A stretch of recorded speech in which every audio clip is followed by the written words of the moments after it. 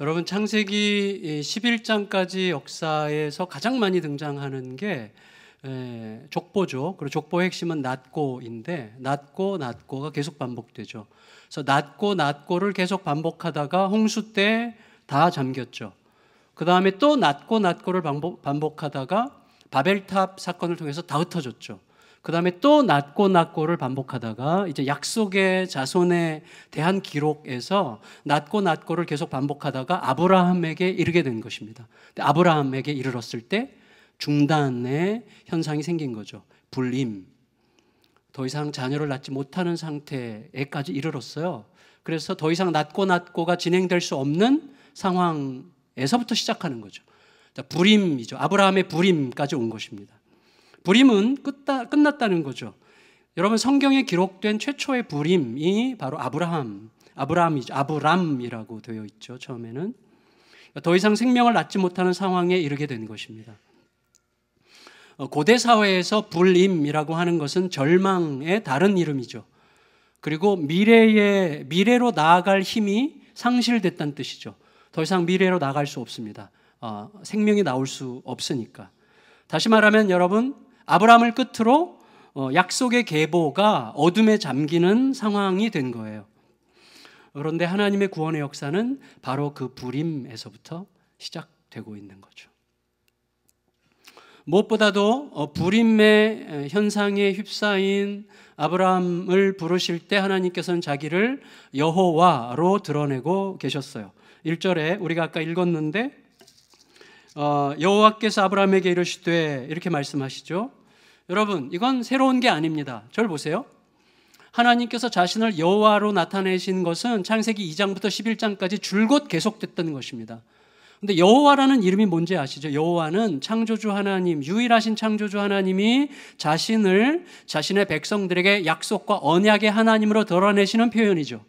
여호와 하나님이라는 것은 굉장히 인격적이고 언약적인 표현이죠. 그런데 하나님께서 계속해서 2장부터 11장까지 자기를 여호와로 드러내셨음에도 불구하고 그때 모든 백성들은 여호와 하나님을 자기들의 욕구를 반영해주는 어떤 신들 중에 하나로 계속해서 전락시키면서 계속해서 무너지는 상황을 반복해왔죠. 그럼에도 불구하고 하나님은 지금 약속의 자손을 새롭게 시작하려고 하실 때 자기를 아브라함에게 여호와로 다시 나타내시는 거죠. 지치지도 않으시죠. 여러분, 우리 교육자들이 큐티를 밴드에다가 매일 큐티한 것을 이제 올리는데, 그래서 이제 일주일에 5일치 이상 안 올리면 한 하루당 1,000원씩 벌금을 내서 벌금이 상당히 모였다는 거. 그 중에 이제 벌금 납부자의 이제 상위 그룹에 이제 저도 있다는 사실을 고백합니다. 큐티를 날마다 하지만 올리는 게 이제 귀찮아가지고 그런데 중요한 건 뭐냐면, 그때 어떤 교육자 한 분이 이런 하나님, 끝없이 말씀하시고 또 말씀하시고 약속하시고 또 약속하시는 이 하나님에 대해서 이런 식으로 표현한 적이 있어요. 참 안쓰럽다. 하나님께는 굉장히 죄송한 표현이지만 그 말이 맞습니다. 안쓰럽죠. 그런데 우리가 이렇게 생각해야 돼요. 하나님은 안쓰럽게 느껴지지만 그보다 몇만 배 더 안쓰럽게 느껴질지라도 끝없이 또다시 말씀하실 분이시죠. 그분이 우리 하나님이시죠. 그런데 너무나 다행스럽게도 아브라함이 여호와의 목소리를 알아들었어요. 예. 그러니까 아브라함이 그 당시 갈대아 우르에 있을 때 여러 다양한 신들 틈새에 있었고, 아브라함도 그때 달신을 섬기는 그 가족들 무리 속에 있었기 때문에 하나님에 대해서 정확하게 몰랐겠죠. 홍수 이후에 여호와 하나님에 대한 이야기를 들었지만 시간이 가면서 흐릿해지고 희미해지면서 여러 가지 다른 개념들이 들어오고 내 욕망을 투영한 어떤 신의 개념들이 들어오면서 하나님은 희미하게 알게 되었지만 어느 날 여호와 하나님으로 자기를 드러내시는 분의 음성을 알아들었단 말이에요. 아브라함이 놀랍게도. 왜냐하면 지금까지 어떤 다른 신들도 아브라함을 그렇게 인격적으로 찾아온 적이 없었기 때문이겠죠. 하나님은 이 불임이라고 하는 절망과 어둠 한가운데로 이제 약속의 말씀을 던지십니다. 태초의 상태는 혼돈과 어둠이었죠. 혼돈과 어둠의 상태의 생명의 빛의 말씀을 던지셨던 하나님께서 이제 불임이라고 하는 어두움에 생명의 말씀을 던져 새로운 백성을 창조하려고 하시는 것입니다. 새 백성을 창조하려고 하시는 하나님의 말씀의 핵심은 뭐였습니까? 떠나 가라는 것이었습니다. 일단 떠나라, 그리고 가라는 말씀이었어요. 1절을 다 같이 다시 한번 읽겠습니다. 12장 1절 시작. 여호와께서 아브라함에게 이르시되 떠나 가라, 떠나가라였어요. 여러분, 아브라함 개인에게 오랜 세월 동안 매우 안전하고 편안한 환경을 제공해 주었던 게 뭐죠? 본토 친척 아비집이죠. 본토 친척 아비집, 굉장히 안전한 곳이고 편안한 곳입니다. 근데 그곳을 떠나게 할 만한 어떤 이유가 아브라함에게 없지 않았을 거예요. 특별히 결혼하고 70살이 다 되도록 자식이 없었다는 것은 고대 사회에서 굉장히 불명예스럽고 수치스러운 일이었기 때문에 그것 때문에 떠나고 싶어하는 마음이 생겼을 가능성도 있습니다. 그렇지만 그 이유가 70살이 다 되도록 아직 아이가 없다는 그 사실 하나가 아브라함으로 하여금 그렇게 안정적인, 그렇게 편안한, 그렇게 익숙한 곳을 떠나게 할 만큼의 결정적인 이유가 될 수는 없어요. 왜냐하면 고대 사회에서는요, 본토 친척 아비집을 떠난다는 것은 곧 생존의 근거를 내려놓는다는 뜻이기 때문에 그건 보통 일이 아닙니다. 그러니까 단지 아이를 못 낳는다고 하는 사실이 그곳을 떠나게 하는 힘은 아닌 거죠. 지난주에 제가 말씀드렸죠. 무엇으로부터 떠나는 것은 과거의 상처입니다. 과거의 상처는 우리로 하여금 무엇으로부터 떠나게 하는 힘이에요. 그러나 무엇을 향하여 가게 하는 힘은 상처 갖고는 안 돼요. 거대한 약속과 내 전 존재를 실을 만한, 나를 설레게 하고 흥분시키는 어떤 분명한 약속이 있어야만 무엇을 향하여 떠날 수가 있는 것인데, 지금 아브라함은 무엇으로부터만 떠나는 게 아니라 향하여 가고 있는 것이거든요. 그러니까 뭐냐면 아브라함으로 하여금 지금 아브라함에게 임한 약속의 말씀은 확고한 거죠. 삶의 모든 뿌리를 뽑아서 가족들을 데리고 완전한 미지의 땅으로 가게 할 만큼 확고한 약속이 아브라함에게 임한 것입니다. 따라서 그 약속은 누군가 한번 던져보는 어떤 막연한 약속이 아니어야만 하는 거죠. 그 약속은 적어도 완전히 새로운 세상으로부터 찾아온 새로운 약속, 내 존재 전부를 걸어도 좋을 만큼 강력한 힘과 흡인력을 가진 약속이어야만 하는 거죠. 곧 하늘로부터 임한 계시적 약속이어야만 하는 것입니다. 여러분, 저에게 많은 동료들이 개척의 가치와 의미에 대해서 열심히 설득을 많이 했어요. 그때 그런 얘기를 들었을 때, 그래, 그건 내가 앞으로 선택할 가능성이 있는 여러 가지 선택한 가능성 중에 하나에 불과했거든요. 그런데 2009년 4월 1일 새벽에 개척이라는 단어가 하늘로부터 내 가슴으로 떨어지는 것을 확실하게 느낀 순간 어떤 것도 막을 수 없는 힘이 딱 주어지더라고요. 어떤 것도 막을 수 없어요. 그건 어떤 현재의 환경이 나에게 얼마나 많은 안전을 보장해 주느냐 하는 것과 아무 상관이 없어요. 그냥 가야 되는 거예요. 그건 굉장히 강력한 힘이죠. 아브라함에게 그런 약속이 임한 거예요. 그러니까 약속을 향해 가려면 제일 먼저 뭐죠? 떠남이 우선이죠. 떠남이죠. 나에게 익숙한 방식에 그대로 머물러 있으면서 하나님의 말씀을 따를 수는 없습니다. 제러미 리프킨이라는 사회학자가 이런 얘기를 했는데, 꿈은 우리를 원하는 곳으로 데려다 줄 수 있지만 그곳에 도달하기 위해서는 먼저 내가 뒤에 무엇을 남겨야 하는지를 정확하게 알아야 된다는 이야기를 했어요. 자, 무슨 말이냐면 저는 이런 방식으로 해석이 되는데, 남겨두고 버려둘 게 뭔지를 제대로 모르면 앞으로 나아가도 나아간 게 아닌 거죠. 여러분, 애굽에서 출애굽한 이스라엘 백성들이 남겨두고 올 게 뭔지를 몰랐기 때문에 광야에서도 여전히 애굽에서 구했던 것을 여전히 똑같이 구하고 있잖아요. 그럼 간 게 아니에요. 떠난 게 아니란 말이죠. 내가 뭘 남겨두고 와야 되는지를 정확하게 알아야 떠나는 것입니다. 나의 현재에서 나의 미래를 위해서 결단하게 하는 어떤 선명한 이유를 발견해야만 하는 것입니다. 현재 나의 마음가짐, 나의 영적 상태, 나의 삶의 여러 모습들을 깊이 들여다보고 내가 왜 하나님의 말씀을 향해서 과감하게 나를 던져야 되는지를 확실하게 발견하는 시간이 우리들에게 필요한 것입니다. 그런데 제가 지난주에 말씀드렸지만 떠난다는 건 다시 말하면 믿는다는 거예요. 믿는다는 거죠.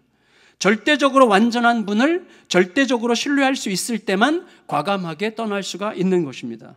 그 믿음은 내가 어디를 가는지 모를지라도 떠날 수 있게 하는 강력한 힘이에요. 이유는 그 믿음은 뭐예요? 나에게 떠나라 하신 그분이 내가 어떤 길을 통해서 어디까지 갈 것인지도 인도할 거라는 사실까지 믿게 하는 믿음이죠. 그 하나님이 내가 어디로 가는지 모르지만, 가서 무슨 일이 있을지 모르지만 떠나라 하실 때 그분은 내가 어디로 어디까지 인도할 것이며 거기서 무슨 일을 행하실 것까지도 믿게 하시는 그 믿음이기 때문에 그 믿음은 우리를 과감하게 떠날 수 있게 하는 것입니다. 믿음은 그런 거예요. 내가 어딜 가는지 알아야 가지. 그 믿음이 아닌 거죠. 굶지 않는다는 보장이 있어야 가지요. 그것도 믿음이 아닌 거죠. 호소가 필요 없어요. 우리 청소년 사역자 장은선 목사님, 제가 저희 교회를 초대할 가능성에 대해서 제가 얘기할 때 그랬어요. 아무 보장도 없다. 굶을 수도 있다. 당신 티오가 없다. 그리고 월급도 책정되어 있는 게 없다. 그러나 기도해라. 주님께서 가라고 하시면 와라. 그 다음에 생각해보자. 그렇게 얘기했어요. 그리고 오겠다고 온 가족들이 결정한 거예요. 오니까 하나님께서 길을 여시는 중인 거죠. 그런 식인 거죠, 우리들의 삶이. 제가 지금 장은선 목사님을 높이는 게 아니라 믿음을 설명하려고 하는 거예요. 그렇게 뭐 대단히 훌륭한 사람은 아닙니다. 저만큼 훌륭한 사람은 아니에요. 그러니까 저도 비슷한 수준이라는 거죠. 근데 여러분, 그런 호소, 어딜 가는지 알아야 가지요. 굶지 않는다는 보장이 있어야 가지요. 라는 이런 호소는 결국 뭐예요? 내가 안심할 수 있다고 생각하는 조건에 대한 나의 판단을 믿겠다는 거지, 하나님에 대한 믿음이 아닌 거죠. 결국 믿음이라는 것은 무엇입니까? 어떤 예측할 수 있는 어떤 결과의 가능성 여부에 달려있는 게 아니에요. 믿음이라는 것은 내가 얼마나 강렬하게 믿느냐 여부에 관한 문제가 아니에요. 여러분, 아무리 믿어도 소용없어요. 믿음의 대상이 누구냐가 중요한 것이죠. 따라서 믿음은 뭐예요? 나를 부르신 그분이 얼만큼 큰 분이라고 생각하고 있느냐, 그리고 그분이 나에게 주신 말씀이 분명하냐에 관한 문제가 믿음이죠. 부르신 그분이 결국 모든 것을 되게 하실 것이기 때문입니다. 믿습니까? 그걸 믿으세요. 여러분, 아브라함으로 하여금 자신의 전 존재를 걸고 움직이게 만든 그 하나님의 말씀, 그 약속의 내용은 굉장히 분명했습니다. 첫째는 아브라함을 통해 큰 민족을 이루겠다는 거고, 그의 이름을 창대하게 하겠다는 거고, 이것이 이루어지도록 하기 위해서 아브라함을 복 그 자체가 되게 하겠다는 말씀이었습니다. 2절 읽겠습니다. 12장 2절 시작. 내가 너로 큰 민족을 이루고 너는 복이 될지라. 네. 여러분, 이 하나님의 말씀은요, 아주 명백하게 니므롯의 바벨탑을 겨냥하고 있는 거였어요. 니므롯의 바벨탑. 니므롯은 큰 민족을 이루고자 했죠. 니므롯은 자기 이름을 높여 스스로 창대케 되고자 했습니다. 니므롯은 자신들의 힘으로 스스로를 지킬 수 있는 제국을 건설해서 그 제국이 온 세상을 지키는 능력과 복이 될 거라고 확신했어요. 지금 하나님은 그 니므롯과 그의 제국 바벨탑을 겨냥해서 이 말씀을 하고 계시는 것이죠. 하지만 이미 다 말씀드렸듯이 하나님 밖에서 이루어지는 모든 시도들은 성공할수록 자멸적이라는 것을 절대로 잊지 마시기 바랍니다. 왜냐하면 여러분, 절 보세요. 영원하신 절대자 하나님이 기준이 되지 않으면 그 하나님 밖에서, 그 하나님을 떠나서는 모든 것들이 무엇을 기준으로 결정되죠? 시대 상황과 이해관계예요. 영원하시고 절대적인 하나님이 기준이 되지 않고 하나님 밖에서 결정되는 모든 일들은 시대 상황과 이해관계에 의해서 결정되는 것입니다. 그런데 여러분, 시대 상황과 이해관계라는 것은 항상 바뀌기 마련이잖아요. 그러니까 시대 상황과 이해관계가 바뀌면 모든 게 달라지고 서로 충돌해서 파멸을 일으키는 것은 시간 문제입니다. 따라서 이제 하나님께서는 니므롯이 간 길이 바로 그 길이죠. 그러니까 니므롯과 반대로 가는 길을 시작하려고 하시는 거죠. 안주하는 대신에 떠나게 하시고 끌어모으는 대신에 흩어지게 하시죠. 사람과 그 욕망이 세우지 않고 하나님과 그 말씀이 세우는 나라를 세우려고 하시는 거죠. 피조물이 스스로 자기 복을 창조하려고 하는 대신에 창조주 하나님이 친히 쏟아 부으시는 복으로 세워지는 영원히 안전한 나라를 세우려고 하시기 위해서 아브라함을 부르신 것이기 때문에 앞으로 우리들의 삶이 어떻게 펼쳐질 것인가 하는 것은 아브라함에게 향하시는 하나님의 마음이 무엇인지를 얼마만큼 우리가 깨닫고 참여하느냐와 관련되어 있는 것이기 때문에 잘 들으셔야 되는 거죠. 여러분, 하나님은요, 자신이 부르는 자의 길을 확실하게 보장하세요. 확실하게 이렇게 보장하세요. 3절 읽겠습니다. 12장 3절 시작.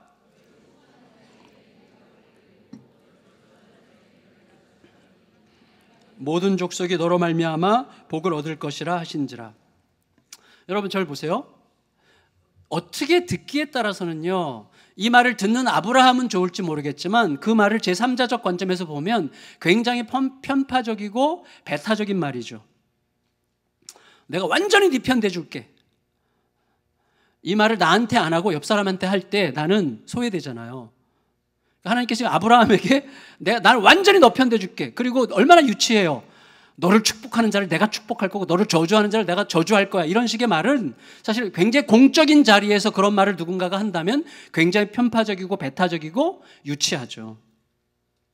근데 여러분, 만일에 엄마가 아들 손을 꼭 잡고 그리고 아빠가 딸에게 용기를 북돋아 주면서 하는 말이라면 이 말은 서럽도록 아름다운 말이 되죠. 여러분, 그런 의미에서 하나님께서는 아브라함에게 이 말씀을 하시는 것을 통해서 이미 자신이 아브라함의 아버지라고 선언하고 계시는 거죠. 하나님은 지금 아버지로서 말씀하고 계시는 거예요. 그러면 너무 아름답죠, 이 말이. 우리 아버지가 나를 꼭 안아주면서 아무것도 걱정하지 마. 나를 완전히 너 편이야. 너를 저주하는 놈 내가 이빨을 완전히 뽑아버릴 거고 너를 축복하는 애들은 내가 정말 완전히 잘해줄 거야. 아버지의 말이죠.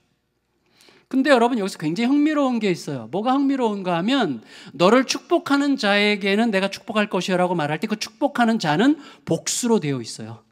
너를 축복하는 자들에게는. 근데 너를 저주하는 자는 단수로 되어 있어요. 한 명이에요. 하나. 그러니까 뭐냐면 하나님은 아브라함을 축복하는 자들은 복수고 많은 사람이기 때문에 오히려 하나님께서 아브라함을 축복하는 자를 축복하시겠다고 하셨기 때문에 하나님께서 축복하실 자가 많은 거죠. 그러나 저주하실 자는 하나밖에 없어요. 여러분, 그에 따라서 뭐예요? 진실로 하나님의 약속의 성취를 반대하여 저주하는 자, 곧 아브라함을 저주하는 자, 곧 하나님으로부터 저주를 받을 자는 단 한 존재예요. 누구겠어요? 아담과 하와를 넘어뜨렸던 그놈 뿐이라는 것을 우리에게 암시하고 계시는 것입니다. 그럼 여러분, 자 이제 생각해 보세요. 창조주 하나님께서 갑자기 매우 평범한 소시민 중 하나에게 나타나셨어요. 그런데 너무나 뜬금없이 갑자기 너무나 놀랍게 가장 완벽하게 책임질 수 있는 전능자 아버지만 하실 수 있는 엄청난 약속들을 막 그에게 쏟아 부어주세요. 이게 이해가 안 가는 일이죠. 갑자기 나타나셔서 창조주 하나님께서, 여호와 하나님께서 그에게 막 이런 엄청난 은혜를 쏟아 부어주시는데 그건 당연한 게 아니잖아요. 그때 아브라함 안에서는 그가 특별히 굳게 결심할 필요도 없이 자연스럽게 솟구쳐 오르는 어떤 한마디가 있겠죠. 그 한마디가 뭐예요? 와, 뭐지?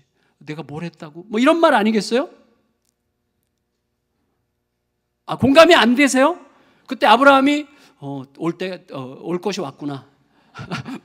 나는 충분히 그럴 짝이 있었는데 여태까지 기회가 없었는데 드디어 나를 알아보시는군. 이렇게 생각하지 않았을 거 아니에요. 내가 뭘 했다고? 그게 은혜 아니에요? 그게 은혜? 여러분, 은혜가 뭐예요?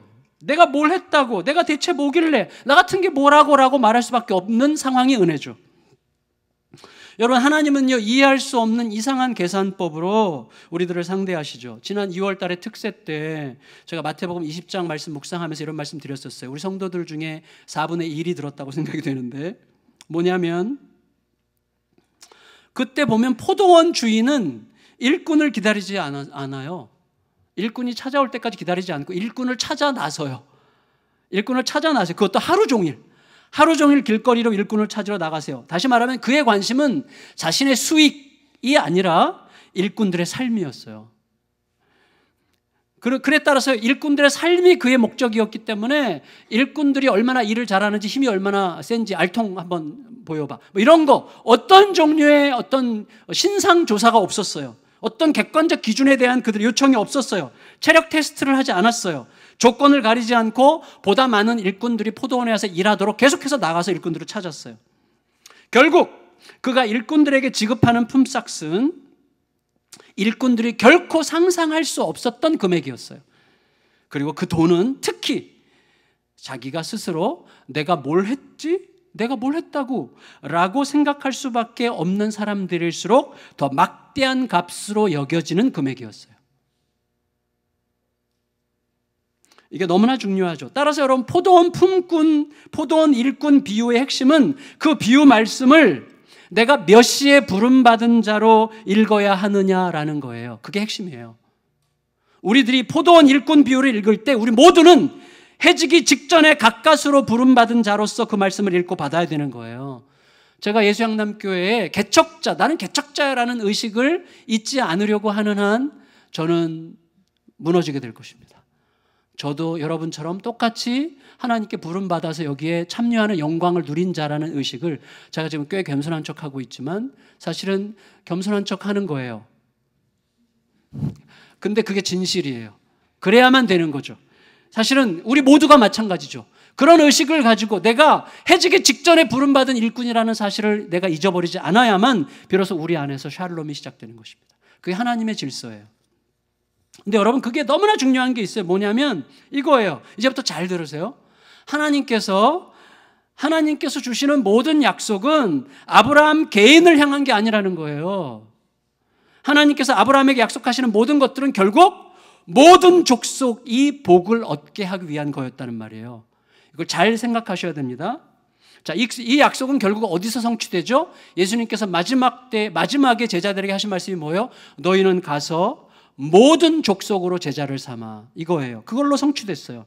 다시 말하면 우리들은 이렇게 질문해야 돼요. 아브라함 덕분에 모든 족속이 복을 받게 되었다 라고 읽으면 안 되고요. 모든 족속이 복을 받아야 되기 때문에 아브라함이 먼저 복을 받았다라고 생각해야 되는 것입니다. 여러분, 이 인식을 절대로 잊지 마세요. 매우 중대한 관점이에요. 아브라함이 복을 받은 결과 모두가 복받게 되었다는 게 아니라 모두가 복받아야 될 그 미션 때문에, 모두가 복받아야 되겠다는 하나님의 그 목표 때문에, 그 덕분에 아브라함이 먼저 복을 받은 것이지, 아브라함의 복 덕분에 사람들이 복을 얻게 되는 수혜자들이 아니라는 거예요. 여러분, 이게 왜 중요합니까? 부모가 성공한 덕분에 자녀들이 잘 먹고 잘 살게 된 게 아니에요. 자녀들이 잘 먹고 잘 살아야 되기 때문에 그 덕에 부모가 성공한 거라는 말이에요. 그 인식이 우리 속에서 잊어버려지면 안 됩니다. 이미 히스기야 묵상할 때 우리가 언급했었어요. 그가 왕이 된 것은 자기가 영광을 누리기 위해서가 아니라 백성들이 하나님의 샬롬 가운데 살아야 되는 미션 때문에 그가 왕이 된 거예요. 따라서 오늘 나를 부르셔서 오늘까지 건강하게 살게 하시는 은혜는 내가 가족과 이웃을 위해서 뭔가 수행해야 될 사명이 있기 때문에 그 사명 덕분에 내가 오늘 여기에 있다는 사실을 잊지 말아야 되는 것입니다. 따라서 그 사명을 제대로 수행하기 전까지는 우리는 빚진 자가 되는 거죠. 그게 바울이 가지고 있었던 빚진 자 의식이에요. 바울은 자기가 어떻게 부름받았는지 알았어요. 나 같은 게 부름받을 자격이 없다는 것을 알았어요. 그렇지만 이방인들에게 복음을 전해야 되는 사명 덕분에 내가 부름을 받았다는 사실을 깨달았기 때문에 그 사명을 수행하기 전까지는 빚진 자라는 것을 알았어요. 그게 바울의 빚진 자 의식이었어요. 그 의식이 우리 모두에게 너무나 중요한 거예요. 내가 잘 살고 있다면, 잘 먹고 잘 살고 있다면 내 덕분에 누군가가 혜택을 누리게 될 거라는 것을 예측하는 게 아니라 이것을 통해서 누군가가 수혜를 받아야 되는 어떤 목적 때문에 나에게 이 은혜가 왔다는 사실을 잊지 말아야 된다는 것입니다. 따라서 제가 과감하게 적용한다면, 만일에 전격적으로 이루어진 너무나 행복한 일이었잖아요. 남북 정상회담. 이 정상회담을 통해서 세계가 평화를 누리게 된다면 우리들은 기쁨을 누리지만 당연히 그 기쁨과 더불어서 세계가 누려야 될 평화 덕분에 남북 정상회담이 아름답게 이루어진 거라고 하는 감사의 시선을 잃지 말아야 되는 것입니다. 그 겸손함이 있어야 돼요. 우리 모두에게. 내 덕에 그렇게 된 게 아니라 나를 통해 그 은혜를 누려야 되는 그들 덕분에, 그들이 누려야 될 복 덕분에 내가 그 일을 할 수 있게 되었다는 사실을 잊지 말아야 되는 것입니다. 그게 우리 가족들과 우리 성도들과 세상을 바라보는 우리들의 인식이어야 돼요. 그게 샬롬의 조건이에요. 그때 비로소 하나님의 샬롬이 시작되는 것입니다. 샬롬은 언제 망가져요? 바로 이런 인식이 깨지는 순간. 집사님, 이 교회 언제부터 다녔어? 얼마 안 됐네. 나 개척 멤버야. 제가 지금 개척 멤버들을 욕하는 거 아니에요. 죄송해요. 절대로 그렇게 듣지 마세요. 막 걱정이 돼.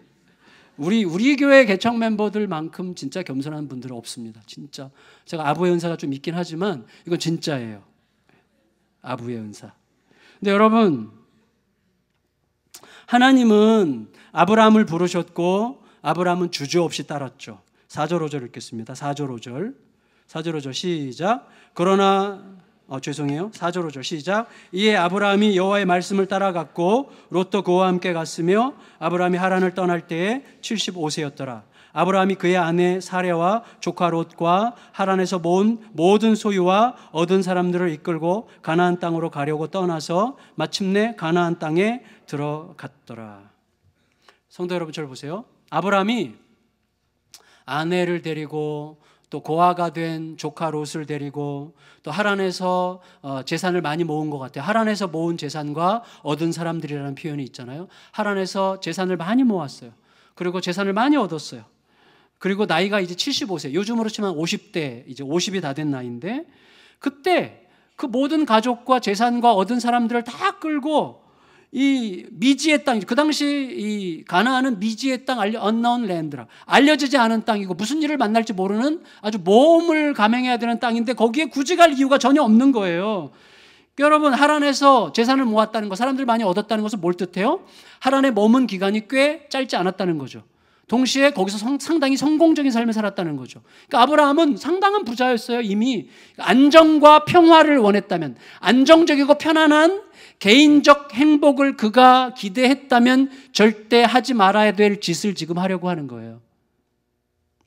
내 행복과 내 안정과 내 평화가 목적이라면 굳이 떠날 필요가 없어요. 거기 재산이 그렇게 많고 사람도 많고 외롭지도 않아요. 종들도 많이 얻었고 그리고 재산가가 됐고 하나님께서 이미 명망을 얻었겠죠. 근데 굳이 거기를 떠날 이유가 없어요. 따라서 아브라함이 지금 가나안 땅을 떠난다고 하는 것은 자기가 자기 행복이 자기의 목적이었다면 굳이 하지 못할 짓을 하기 위해서 떠나는 거예요. 다시 말하면 그를 내가 현재 누릴 안정과 평화보다 말할 수 없이 비교할 수 없는 엄청난 하나님으로부터 임한 약속의 깊이를 그가 깨닫게 된 것입니다. 그럼 제가 우리 정정규 목사님 생각하면 그런 마음이 약간 들어요. 정 목사님 이제 65세 신학 시작해서 여기 개척 멤버로 오시고 전도사 2년 하시다가 목사 안수 받고 섬에 가서 7년 동안 열심히 사역하고 그 섬에서 정말 너무 아름다운 사역을 하셨죠. 후에 잘 남기고 이제는 75세예요.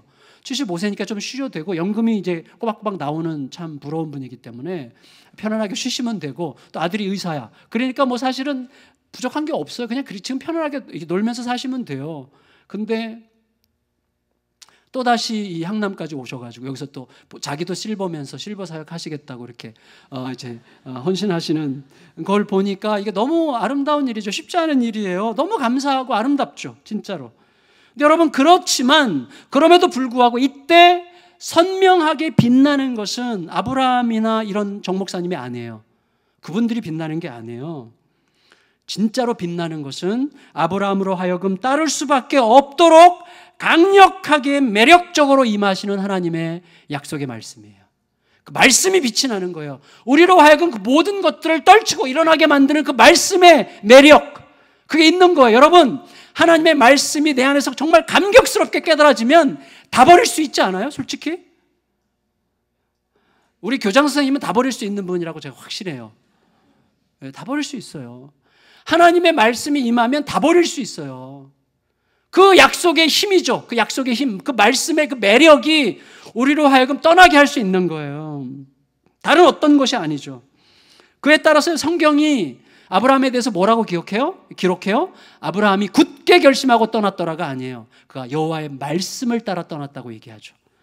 예, 그렇죠. 4절을 다시 보면 이에 아브라함이 여호와의 말씀을 따라갔고 그렇게 기록하고 있는 것입니다. 여러분, 하나님을 따른다고 하는 것은 곧 말씀을 따르는 것입니다. 말씀을 쫓아가야만 흔들리지 않아요. 말씀인 척하는 이해관계를 따르면 안 돼요. 말씀을. 그러니까 끝없이 내가 물어야 되는 것이죠. 여러분, 아브라함이 도착한 첫 땅은 세겜의 모레라는 곳이었어요.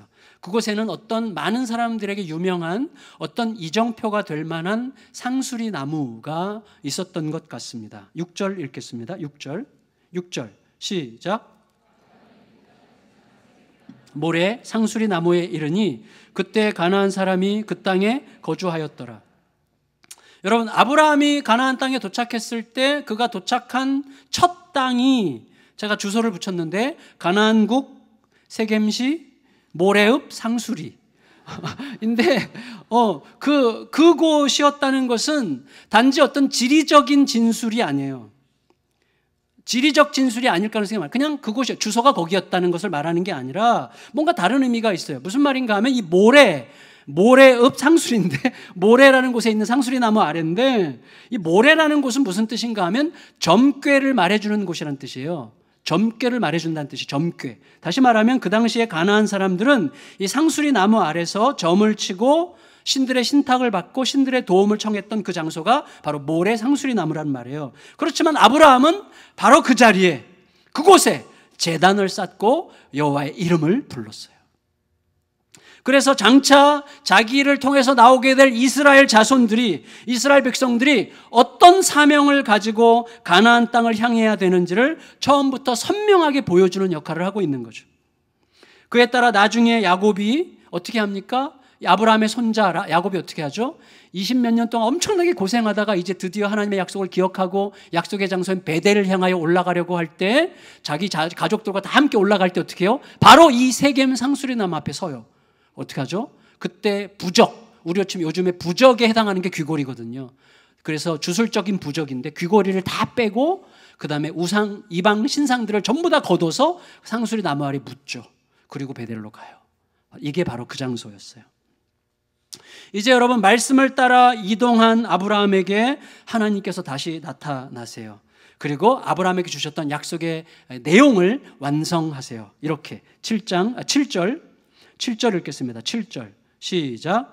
여호와께서 아브라함에게 나타나 이르시되 내가 이 땅을 내 자손에게 주리라 하신지라. 여기까지요. 성도 여러분, 저를 보세요. 처음에 하나님은 아브라함에게 하나님이 지시할 땅으로 가라고만 하셨어요. 지시할 땅 일단 가라. 갔더니 하나님 말씀이 어떻게 임했어요? 그 땅을 주겠다 이렇게 임했어요. 그리고 중요한 것은 그 땅을 아브라함에게 주지 않고 아브라함의 자손에게 주겠다고 말씀하세요. 그러면 지금까지 제가 쭉 말씀드렸던 것을 근거로 해서 하나님의 약속의 말씀에 의해서 규정되는 아브라함의 삶의 본질이 뭔지를 우리가 알 수 있어요. 자, 무슨 말인가 하면 아브라함의 삶은 하나님의 약속에 의해서 두 가지 본질적 특성을 갖게 됩니다. 첫째는 뭐냐면 그의 삶은 아브라함 개인이 아니라 큰 민족이 복을 받도록 하기 위한 매우 공적인 삶이라는 것. 이거 아까 우리가 얘기했죠. 두 번째는 그의 삶이 현재의 만족과 기쁨과 행복이 아니라 미래의 자녀들이 누릴 은혜를 위한 삶이라는 거예요. 이게 하나님이 새로운 백성들을 창조하시면서 규정하신 그 새 백성의 제1호에게 요청하시는 그 삶의 본질이라는 거예요. 삶은 개인의 삶이 아니라 매우 공적인 삶이라는 거, 현재를 위한 게 아니라 미래를 향한 삶이라는 것을 처음부터 말씀하고 계시는 것이죠. 하나님은 처음부터 당신이 부르신 백성의 삶의 본질을 공간적으로는 공적인 확장성이 있는 삶으로, 시간적으로는 다음 세대를 위해서 약속을 실현하는 삶으로 규정하신 거예요. 그게 우리들의 자리예요. 여러분, 이거는 우리들에게 익숙하지 않아요. 머리로는 공감할 수 있지만 실제로 우리의 몸으로 살려고 할 때는 익숙하지 않습니다. 왜냐하면 우리는요, 어릴 때부터 지금까지 우리가 받아온 교육은 사실 미국적 교육이죠. 미국적 교육은 프로이센에서부터 수입한 교육이라고 제가 이제 공부 책에서 봤는데 그 교육의 핵심은 지금 개인화시키고 기능화시키는 교육이에요. 그러니까 우리는 개인의 기능이 극대화되어서 자신의 성공을 통해서 뭔가 말하려고 하는 방식으로 교육받은 거 우리도 모르게. 지금도, 그러니까 그 증거가 뭐예요? 입시 열풍이에요, 입시 열풍. 누가 어떻게 되든지 내가 성공하면 되는 정신이 이 나라를 완전히 지배하고 있는 거예요. 우리도 그 교육을 받았기 때문에 우리에게 이런 식의 공적인 삶이라는 것, 미래지향적 삶이라는 것은요, 말로는 이론적으로는 설교 시간에는 공감할 수 있지만 실제로 내 온몸으로 살아야 되는 삶에서는 흉내 정도 낼 수 있을까? 진짜로 내 가슴 속으로 들어오기 쉽지 않은 거죠. 여러분, 우리들은 21세기 미국적 사고방식에 많이 길들여 있다는 것을 인정해야 돼요. 우리가 그걸 뭐 잘 알건 모르건 간에 이미 그렇게 교육이 된 거예요. 근데 여러분, 이미 수천 년 전에 하나님께서는 당신의 백성을 부르실 때 처음부터 하나님이 가르치신 우리 삶의 본질은 내가 아니라 그를 위한 삶이고 현재가 아니라 미래를 향한 삶이었어요. 그렇지만 우리가 분명히 알아야 됩니다. 뭐냐면 그것은 뭐냐면 결국은 그를 위한 삶이 곧 나를 위해서도 가장 유리한 삶이 되는 거예요. 그리고 미래를 위한 삶이 현재를 위해서도 가장 책임 있는 삶이 된다는 것입니다. 여러분, 아브라함의 인생이 모델은 아니지만 예수 그리스도의 어떤 그림자가 될 수 있는데, 아브라함은요 양보의 인생이에요. 조카 롯과의 에피소드는 우리가 너무나 잘 알고 있죠. 조카 롯을 비롯해서 가나안 땅에서 아브라함은 계속 양보합니다. 계속 양보해요. 그거를 이삭이 배워가지고 이삭도 계속 양보하죠. 그리고 여러분, 아브라함의 인생 전체, 아브라함이 하나님께서 부르신 다음에 부르심의 전체에서 아브라함의 모든 삶의 포커스는 어디에 있어요? 자손에게 있어요. 하나님이 주실 자손. 자손에 대한 기다림이 아브라함의 인생이에요. 그런데 그 아브라함의 인생은 어땠어요? 가나안의 많은 이웃들로부터 매우 존경받는 영향력 있는 인물이었어요. 그리고 아브라함은 가나안의 거부였죠. 여러분, 저는 지금 이 땅에서 더 잘 사는 법을 선전하려고 하는 게 아니에요. 경쟁을 통한 개인의 자유와 성공에 집착하는 미국적 삶과 이렇게 너무 단순화시키는 걸 용서하세요. 근데 그냥 일단 단순하게 말하는 게 우리에게 선명하니까, 반대로 공동체적 상생을 표방하는 유럽식 사고방식을 비교해 보면 우리가 잘 몰라서 그렇지 오늘날 각종 경제 지표에서 미국은 유럽에 어마어마하게 뒤지고 있습니다. 세계 굴지의 기업들 중에 유럽이 훨씬 많아요. 우리는 너무 미국에 이제 많이 길들여져 있는데, 전 미국을 싫어하지 않습니다. 그래서 이거 객관적인 이야기들을 하려고 하는 거예요. 끝없는 경쟁과 힘의 논리가 중심이 된 미국은 시간이 갈수록 가장 세계에서 최고의 빈부격차, 세계 최고의 극빈자 증가, 노동의 피곤기 비율이 OECD 중에서 최악이에요. 여러분, 이건 우리가 좀 기억해야 되고 좀 생각해야 되는 부분입니다. 제가 잘 사는 법 말하려고 하지 않는다는 거 말씀드렸어요. 제가 말씀드리려고 하는 핵심은 하나님의 약속의 책임성과 신실함이에요. 하나님의 말씀 따라 예수 따라 사는 삶을 두려워하지 말라는 거예요. 두려워하지 마세요. 하나님이 우리보다 크세요. 가라고 하시면 내가 생각하는 것보다 더 풍성함으로 가게 하시는 거예요. 그걸 믿으세요. 믿음이 없네. 믿으세요. 여러분, 그 길은 진짜 죽어도 사는 길이고 망해도 이기는 길이라는 거 우리가 알지 않습니까? 그 길을 가는 거예요. 그 길을. 여러분, 이제 하나님의 약속의 조각들이 어느 정도 선명한 그림으로 완성됐어요. 아브라함의 가슴이 벅차올랐을 거예요. 그 설레임과 기쁨. 하나님의 약속이 막 가슴이 벅차오르니까 거기서 나오는 게 뭐예요? 예배죠. 예배. 7, 8, 9절 읽겠습니다. 7, 8, 9절. 7, 8, 9절 시작. 여호와께서 아브라함에게 나타나 이르시되 내가 이 땅을 내 자손에게 주리라 하신지라. 자기에게 나타나신 여호와께 그가 그곳에서 제단을 쌓고 거기서 베델 동쪽 산으로 옮겨 장막을 치니 서쪽은 베델이요 동쪽은 아이라. 그가 그곳에서 여호와께 제단을 쌓고 여호와의 이름을 부르더니 점점 남방으로 옮겨갔더라. 성도 여러분, 약속을 따라서 순종한다 하는 자, 하나님의 약속을 따라 순종하는 자가 예배를 한다고 하는 것은 무슨 뜻이죠? 하나님의 약속을 확실하게 신뢰한다는 고백이죠. 그게 예배예요. 예배는 하나님께 뭔가를 얻어내기 위한 조건으로서 내가 행하는 행동이 아니라 하나님이 이미 충분히 하실 것을 내가 확실히 믿습니다라는 고백이 예배죠. 따라서 그 예배의 핵심은 어디에 있는가 하면 약속하시는 하나님을 향해 있는 거예요. 예배 약속하신 하나님을 향해 있는 거죠. 그런데 하나님은 오늘 설교 본문 창세기 12장 1절에서 9절 사이에 무려 7번에 걸쳐서 내가 하겠다는 말씀을 I will. 이건 영어에서 굉장히 강한 표현이죠. I will. 반드시 하겠다는 거죠. 내가 하고야 말겠다인데 여러분, 내가 하겠다는 표현을 7번에 걸쳐서 계속 반복하세요. 내가 이렇게 하겠다. 내가 이렇게 하겠다. 내가 할 거야 라고 말씀하십니다. 다시 말하면 예배는 뭐예요? 바로 내가 하겠다라고 약속하시는 하나님을 향한 경탄과 환희가 예배죠. 하나님이 하실 것입니다. 아멘. 따라서 여러분, 그 예배는 이제 나를 움직이는 유일한 힘과 기준은 약속하시는 하나님뿐이심을 고백하는 거예요. 그래서 하나님의 이름을 부른다는 건 뭐예요? 그분께 매달리기로 결정했다는 뜻이에요. 제가 손주를 안고 있을 때는 할아버지 막 그러다가요, 시간이 좀 지나면 엄마만 불러. 엄마 막 울면서 날 밀쳐내고 막 그러죠. 엄마에게만 매달리기로 결정했다는 뜻이죠. 이제 아브라함은요, 하나님의 이름을 부르므로 하나님께만 매달리기로 결정했을 뿐만 아니라 스스로 자기 이름을 내고자 했던 니므롯과 정반대의 길을 걷기로 결정한 것이죠. 말씀을 마치겠습니다. 하나님께서 우리를 부르실 때요, 우리는 그 길을 예측할 수 없습니다.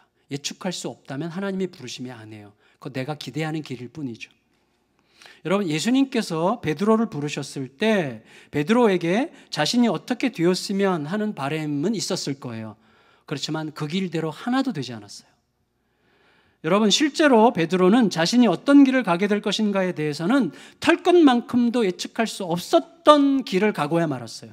그런데 그 길은 영원토록 후회하지 않는 길이죠. 그의 삶에 어떤 고통과 어떤 질고가 가해졌을지라도 베드로의 삶은 영원토록 후회할 수 없는 가장 완전하고 풍성한 삶이었던 게 너무나 분명하지 않습니까? 하나님의 부르심이 그래요. 우리 역시 하나님께서 우리에게 가라고 하실 때 그 앞에 어떤 일이 펼쳐질 것인지 예측할 수 없습니다. 하지만 하나님은 그냥 보내시는 게 아니에요. 말씀을 주셔서 그 말씀의 약속을 따라서 가게 하세요. 그리고 그 약속은 내가 생각하는 때에 내가 생각하는 방식으로 이루어지기를 기대하려고 하는 나의 집착을 내려놓을 수만 있다면 가장 완벽한 때에 내 상상을 뛰어넘는 풍성한 방식으로 반드시 성취되는 약속인 것을 믿으시길 바랍니다. 동시에 가라고 하실 때 하나님은 함께 가세요. 여러분, 물리적으로 말하자면 하나님께서 그곳으로 가라 하실 때 하나님은 이미 그곳에 가 계세요. 하나님께서 언젠가 그때 이루어질 것이라고 하신다면 하나님은 이미 그때에 가 계세요. 왜? 하나님은 영원하시고 무한하시잖아요. 그러니까 그때 그곳에 이미 가 계시면서 얘기하시는 거죠, 하나님은. 여러분, 저는 하나님의 시간과 공간이 그렇다라고 하는 이 사실을 철학적 개념으로 말하고 싶지 않습니다. 여러분, 우리가 알아야 돼요. 그 사실은 하나님께서 이미 거기가 계시다. 그리고 그 일은 이미 이루어진 것이다라고 하는 사실은 명백한 현실이에요.